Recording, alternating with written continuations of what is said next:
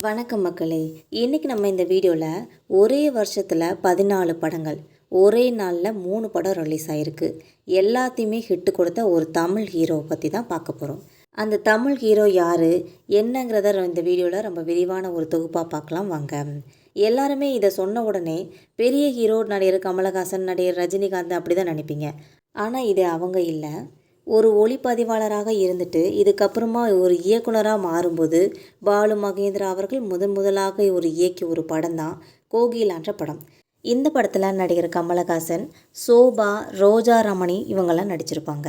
நடிகர் கமலஹாசன் தான் ஹீரோவாக நடிச்சிருப்பாங்க. இருந்தாலும் இன்னொருத்தரவும் படத்தில் வந்திருப்பாங்க. அவங்க தான் பின்னாளில் தமிழ் சினிமாவே கொண்டாடுற அளவுக்கு ஒரு கதாநாயகனாக வளர்ந்து வருவாங்கன்னு சொல்லி அப்போ யாருக்குமே தெரியல. இருந்தாலும் அதுதான் நடந்துச்சு, அதுதான் உண்மையும் கூட. ஆமாம், இது வேறு யாருமே இல்லை, நடிகர் மோகன் அவர்கள் தான் என்பது குறிப்பிடத்தக்கது. கோகிலா படம் இயக்குனர் பாலு மகேந்திராவுக்கு மட்டுமும் அது முதல் படம் இல்லை.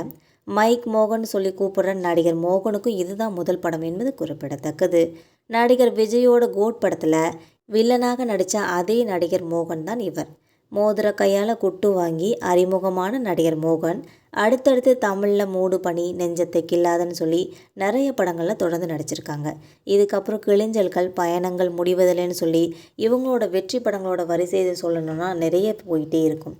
ஒரு கட்டத்தில் நடிகர் மோகன் நடித்ததுனால மினிமம் ஹிட் உறுதிங்கிற ஒரு நிலையே தமிழ் சினிமாவில் உருவாயிடுச்சுன்னே சொல்லலாம். நடிகர் ரஜினிகாந்த், கமலஹாசன்லாம் கோலாட்சி செஞ்சுக்கிட்டு இருந்த அந்த காலகட்டத்தில் தமிழ் சினிமாவில் இப்படி ஒரு ஹீரோவாக நடிகர் மோகன், தயாரிப்பாளர் நடிகராக, ஒரு இயக்குநர்களோட நடிகராக, கதைகளின் நடிகராக, ரசிகர்களோட இதயம் கவர்ந்த ஒரு நடிகராக தனி ஆராவர்த்தனை செய்ய தொடங்கியிருக்காங்கன்னே சொல்லலாம். இது ஒரு பெரிய சாதனைன்னு கூட சொல்லலாம். நடிகர் மோகன் அவர்கள் 1977 தொடங்கிய அவங்களோட திரையுலக பயணம் 1984 ரொம்ப முக்கியமாக மறக்க முடியாத ஒரு வருஷமாக இருந்துச்சுன்னே சொல்லலாம்.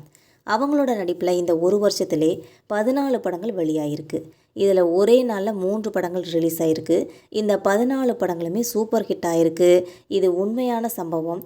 உன்னை நான் சந்தித்தேன், நான் பாடும் பாடல், ஓசை, 100வது நாள், இந்த மாதிரி நிறைய 14 படங்கள் ஒரே வருஷத்தில் ரிலீஸ் ஆகிருக்கு. வருஷத்துக்கு 12 மாதங்கள் ஒன்றுன்னு வச்சா கூட 12 படங்கள் தான் ரிலீஸ் ஆகணும். ஆனால் 14 படங்கள் வெளியாகிருந்துச்சு நடிகர் மோகனோட நடிப்பில். சினிமா உலகத்தில் நடிகர் மோகனோட மவுசு அந்த அளவுக்கு இருந்துச்சுன்னா நீங்களே நினச்சி பாருங்கள். ஜனவரி மாதத்தில் விதி, பிப்ரவரி மாதத்தில் 100வது நாள், ஏப்ரல் மாதத்தில் நிரபராதி, நான் பாடும் பாடல், மே மாதத்தில் நெஞ்சத்தை அள்ளித்தா, அன்பே ஓடிவா, ஜூலை மாதத்தில் சாந்தி முகூர்த்தம், மகுடி, ஆகஸ்ட் மாதத்தில் ருசி, அதுக்கப்புறம் வாய்ப்பந்தல்னு சொல்லி இப்படியே வரிசையாக 12 மாதங்களும் படங்கள் ரிலீஸ் ஆகிட்டே இருந்துச்சு. இதில் அக்டோபர் மாதத்தில் வெளியான ஓ மானே மானே, ஓசை, உன்னை நான் சந்தித்தேன்னு சொல்லி 3 படங்களும் ஒரே தேதியில் ரிலீஸ் ஆகிருக்கு. இதில் சிறப்பு என்னென்னா இந்த 15 படங்களுமே சூப்பர் ஹிட் அடிச்சிருக்கு. அந்த நாளில் நடிகர் மோகனோட படங்கள் எல்லாமே சூப்பர் ஹிட் அடிக்கிறதுக்கு காரணம் அவங்களோட படங்கள் ரொம்ப குடும்பங்கள் பார்க்குற ஒரு படமாகவே இருந்துச்சு. நடிகர் மோகன் அப்படியான கதையை மட்டும்தான் தேர்வு செய்வாங்களாம். இதனால் அவரோட படங்கள் ரிலீஸ் ஆன தியேட்டர்களுக்கெலாம் ரிப்பீட்டட் ஆடியன்ஸ் வர்றதும் குடும்பமாக வர்றது தமிழகத்தில் நடந்துகிட்டே இருக்குன்னு சொல்கிறாங்க.